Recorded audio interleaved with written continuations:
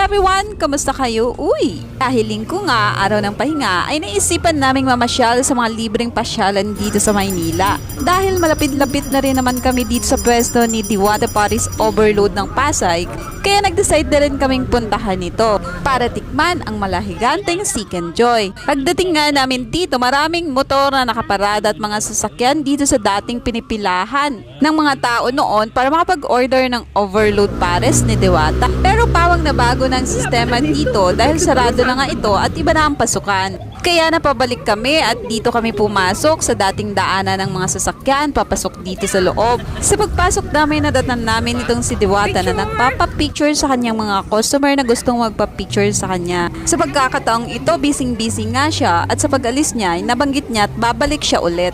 Alas 10 na nga ito ng umaga at pawang wala pang masyadong pila. Ito nga't pangatlo kami sa pila para magbayad dito sa naka-designate na cashier. Ay sa tingin ko mas mabilis na magkwenta ang mga cashier dito sa mga babayarin natin compare sa POS machine na gamit nila sa kanilang Quezon City branch.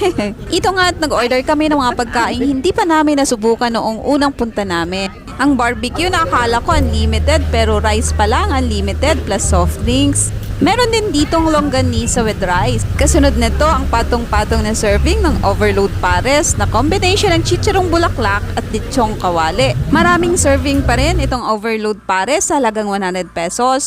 Ito naman ang kanilang Seek and Joy, ang laki, 'di ba? Sa halagang 120 pesos, meron ka ng unlimited rice plus soft drinks. Madalas itong ma-sold out ang Seek and Joy kaya napakaswerte namin ngayon. Ito naman ang kanilang bulalo, abay level up. Dahil nga may pa-bone marrow na nga ito, ang dati nilang gamit ay beef camto lang para sa kanilang bulalo. Next ay maghahanap kami ng aming mapipwestuhang lamesa. Pero napatigil ako dahil may tinatanong itong attendant sa camera na gamit ko. Gusto na rin ni Kuya mag-vlog habang nagsiserve dito sa Diwata Pares. Napansin ko napaka-approachable ng mga server dito. Dahil ito pa nga ang isang server, in-approach kami para mahanapan kami ng lamesa at upuan para sa mapipwestuhan namin. Ang mga pwesto na nga kami, napansin ko wala kaming soft drinks kaya kinuha ko na itong stop para i-claim dito sa soft drink station. Marami-rami na rin ang nabago dito dahil may bubong na ang ibang area nito at nakasemento na ang ibang area. Mas madali na nilang linisin ang sahig once nalaglag ang mga pagkain dito. Ito nga't malapit sa pasukan ang soft drink station nila. Ibibigay mo lang ang stop dito para maibigay na ang soft drinks na kasama sa pagkain na in-order mo. At nang maibigay na nga ito ay bumalik na kami sa aming lamesa. Anyway, pumunta kami dito hindi lang para kumain, kundi mag-observe kung bakit ito patuloy na dinadayo. Kagaya ng sinabi ko sa iba kong vlog, kailangan nating bisitahin ang mga kagaya nating maliliit na negosyante na nagiging viral para mag-observe at magkaroon ng idea kung ano pang mga bagay-bagay na pwede nating i-apply para ma-develop pa natin ang ating sinimulang negosyo. Bago namin marating ang aming table ay madadaanan namin itong Diwata Mini Mart. So hindi lang nakafocus si Diwata sa dish na ino-offer niya, kundi mayroon din siyang ibang source ng income. Ito ang Mini Mart. Nasa likod nito ay ang lutuan or yung kitchen na pinaglulutuan ng mga dish na ino-offer niya. Lalong-lalo na ng Seek and Joy. High-tech ang gamit sa pagprito ng manok. Dati ang mga niluluto niya ay nakahilera lang sa kalsada. Ngayon ay exclusive na ito. Wala nang pwedeng makapasok dito. Maliban sa kanyang mga tagaluto. Habang kumakain kami, nakikita namin ang mga taong gustong magpa-picture kay Diwata. Nasa right side naman namin itong lutuan ng kanilang barbecue. Parang overlooking view itong napwestuhan namin dahil nakikita namin lahat ng mga customer dito. So ito nga ang aming mga in-order.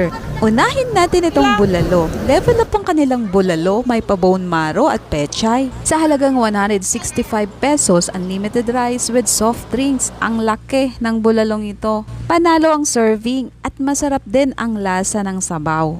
Dati-rate, ginagamitan lang nila ito ng kamto ng baka. Ngayon, ginamitan na talaga nila ito ng beef chunk with bone marrow. Level up, 'di ba?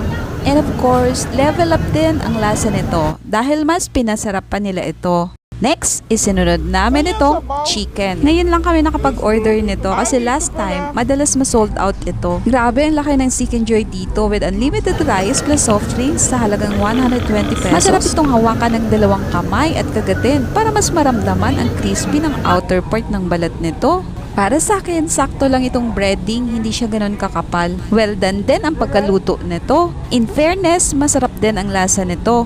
At dahil hindi ko natikman ang unang Seek and Joy dito, sigurado akong level up ang lasa ngayon. Syempre dahil mga high-tech ng pinaglutuan nito at dumaan pa dito mga chef katulad ni Marvin Agustin at Chef Boy Logro. Next, ito naman kanilang barbecue, 2 stick ng barbecue, unlimited rice plus soft drinks sa halagang 120 pesos. Ang sarap din ang lasa nito. Sa totoo lang guys, nag-level up na lahat na lasa ng ino-offer niyang pagkain dito. At kung pansinin nyo rin, itong mga karneng ginagamit, it looks fresh.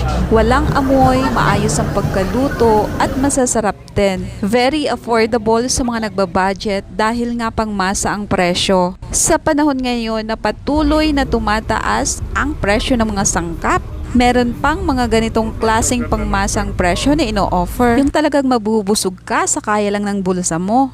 Kung balak mong pumunta dito, wag na masyadong taasan ang expectation mo kasi nga pangmasa ito. Para sa akin, masasarap ang mga pagkain dito pero para lang ito sa mga nagbabudget dahil affordable ang price dito pero mabubusog ka sa dami ng ihahain sa inyo, hindi para sa ambience.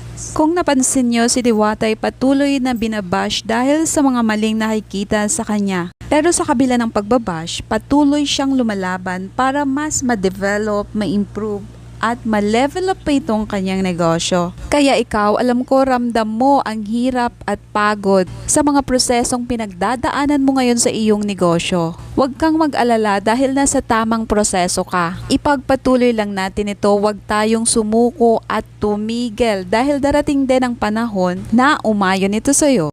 So hanggang dito na lang. Thank you for watching. See you next time. Bye! 눈 뜨면 눈부신 아침 햇살과 모닝콜로 너와 시작하는 하루 마치 내 인생의 포커스가 지금에 맞춰진 걸까 따뜻한 모닝커피의 향기